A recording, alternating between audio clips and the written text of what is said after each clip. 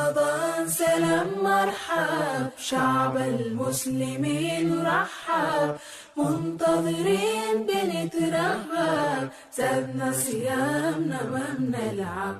مرحب بك في كل دار فرحانين صغار وكبار نتآلف نزور كل جار ننفق صدقة للإفطار. مرحب بك في كل دار فرحانين صغار وكبار. بسم الله الرحمن الرحيم. السلام عليكم ورحمة الله وبركاته. وحن سلام يا ولا له دمان ومركزته دعوته. maanta waxaan yahayaa qiso naag oo ku nooleed nolosheedii dhammaan qur-aanka kariimka iyo jaceylkiisa. marka islaantii waa xanuunsatay markaa ilmaheedaa ku dhaheen maama waa ku qaadaynaa isbitaalkan ku geynaynaa. marka ilmihii maamadii waxay ku adkaysteen inay isbitaalkii ay geeyaan. maamadii iidana isbitaalka ma jeclaysanaynin laakiin waxay tiri maadaama ilmahey isbitaalka igeehaysiin inaa hal shay ii ballan qaadiinaan rabaa. halka shay oos yahay kitaabka qur-aanka in liiga qaadin anoo wato sariirta meel kasto waa iraaca ay tiri. maama wax kastoo kubsuubihina ay dhaheen marka jiradaada waa darsanoo saale guriga ma kugu celi karniye maama kitaabkaagana waa kula soo qaadaynaa soo baxaa la dhahay. isbitaalkiyaa la geeyey maamadii marka sariirteedaa la saaray oo la suubiyey takhaatiirtii wax kasta jeekinkeedii waxay dhan ay martay jiradeeda waa la ogaaday marka waa ula socdaa marka takhaatiirtii laakiin ayada qur-aankii maalintii 10 juz ay akrinaysay. maamadii jiradii waa ku sii saaqoosaa waa si xanuunsan oo saalay laakiin ayada kutubkeedii waa ku dhagantahay waa ku hurday waa ku soo kacay ma sha Allah tabaarakallah. marka jiridii marka iyada daawooyinkii ku socdaan marka wax ma siinooyin korkeed baadhigeedii ma qaadanooyo waa si xanuunsan oo saalay maamada. takhaatiirtii waxay dhaheen maama kitaabka waa jeceshahay qur-aanka waa jeceshahay laakiin xoogaa adi xasaan u xanuunsan tahay istoo codkaaga oo kheelida oo ku akhrinayso qur-aanka xoogaa hoos u dhig. qur-aanka daa iska yareyso laakiin iska hayso qur-aankeedii sideeday ku haysatay maamada. akhriskeedii waa hays laakiin codkeeda xoogaa dib hoos waa u dhigtay laakiin qur-aanka 10 juz waa akhrisi jirtay adeey maalin kasto. si u akhrisanaysa maamadii xanuunkii sii darsanooyo marka maamadii inaa la geeyo meesha oo dhinaca oo dadka khatarka la geeyo markaanit xanuunkii waa ku darsaday inaa oo wixii lagu suro bilaawati.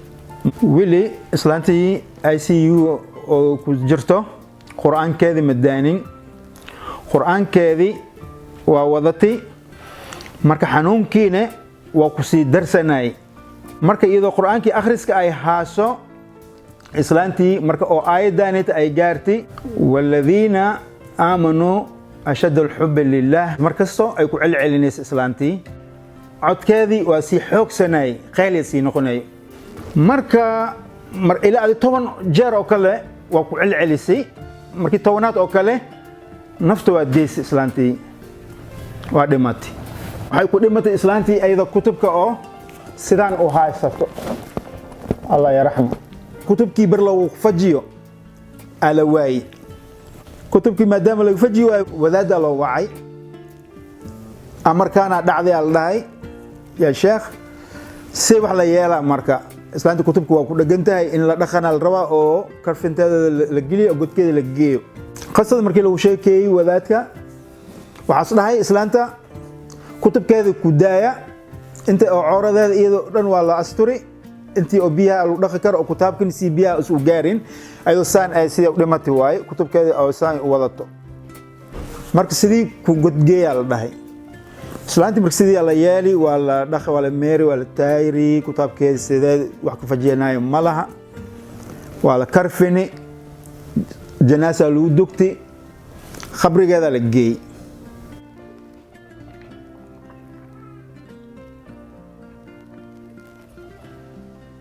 marka islaantii waa diidi inay degato qabrigeedii hoos inay u degato kitaabkeedii la'aantiisii walaalkeygii muslimka ahow walaasheedii muslimada aheed maanta unagu maxaan diyaarsani waxaan sugayaa godkii mugdiga ahaay ma wadanaa marka unaga kitaabkaani maanta ma xafidsanahay kitaabkaani ma barani ma dhaxgalni maanta ilaahay fursada oo isna sii oo ramadaanka oo gurigaani oo wada joogno si loo wada dhalin yahay muslim iyo gaalba guri lagu wada jiro maanta opportunity ka fiican male fursad oo ka fiican malaho maanta ina kitaabkaani u laawano akhriskiisi on badino ma sha Allah tabarakallah si ku xafid leheen ayad bar ayad macnihiisa aan fahamno on ku dukano oo dadkana ku dujisino guriga jamaacan ku sameysano oo ku wada dukano maadaama oo masaajid la aadi karin gurigan inaan ku wada dukano